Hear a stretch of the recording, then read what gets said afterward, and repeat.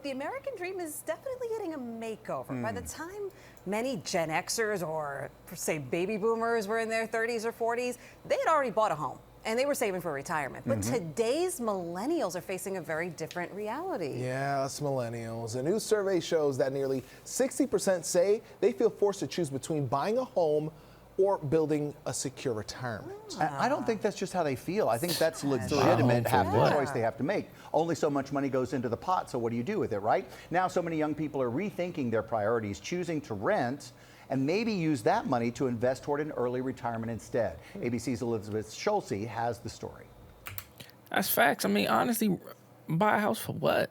That whole idea is outdated. That's just damn near the same as going to college. Just like there's so many other ways for you to do things today in today's world. What am I going to buy a house for? You know what I'm saying? On top of that, buying a house is going to keep me in one place. How do I know I'm going to be in the same place for 5, 10, 20 years for me to get equity out this house? I'd rather rent, have the ability to change, move to a different place. If I got to get a different job in a different city, I can just pack up and go. It just don't make sense to me. Plus, having a house is so expensive right now. I mean, rent, honestly, is expensive too, but owning a home it's crazy. Trump's coming out with 50-year mortgages, like that's gonna do something. Like who wants to be paying off a home for 50 years? It's crazy expensive. It ties you into one place for years and years and years. And other than building your net worth, which is cool, it doesn't give you any real flexibility. Maybe if the housing market got better and stuff started coming down, it would make more sense. Hey, Shirlene, Pedro, and Sam. So the typical first-time homebuyer in the U.S. is now 40 years old. That's the highest age on record, which is a testament to how housing affordability is such a challenge for many younger Americans. We spoke with one aspiring homeowner who decided she's better off putting her money in the stock market and investing toward retirement. I just reached $500,000 invested. This morning, it's the American dream reimagined.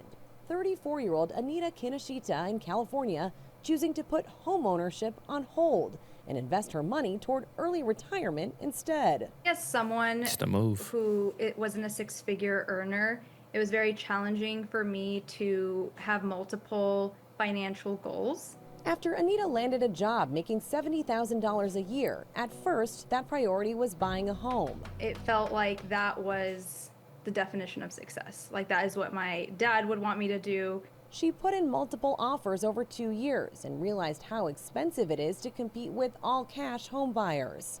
So she decided to keep renting and put her savings into the stock market, setting a goal of retiring by the age of 45.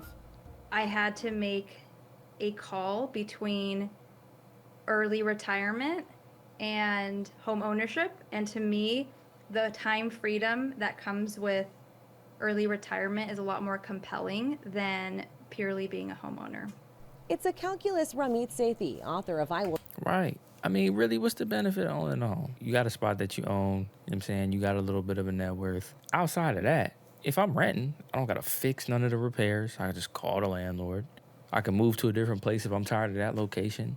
I don't know. I don't see it. The home prices have to come down way, way more. It's like if you ain't buy a home 30 years ago, 20 years ago, something like that, man, it ain't no point of buying homes today. Will Teach You to Be Rich says more young Americans might want to consider.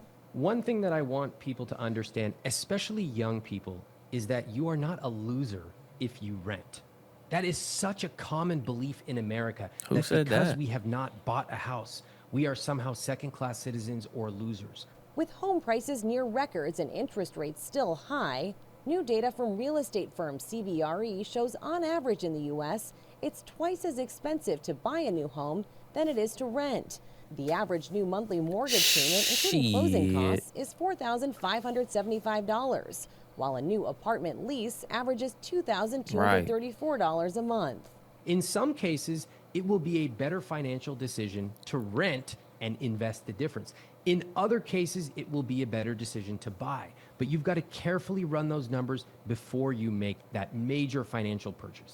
Man, I'd argue in most cases, I mean, obviously location depends on it, because I guess you could find some, depending on where you at, you could find some decent home prices. But shit, most of the time it's probably better to just rent. Y'all let me know what y'all think in the comment section. Y'all renting or y'all buying these houses in this market? Let me know. I'll see you on the next one.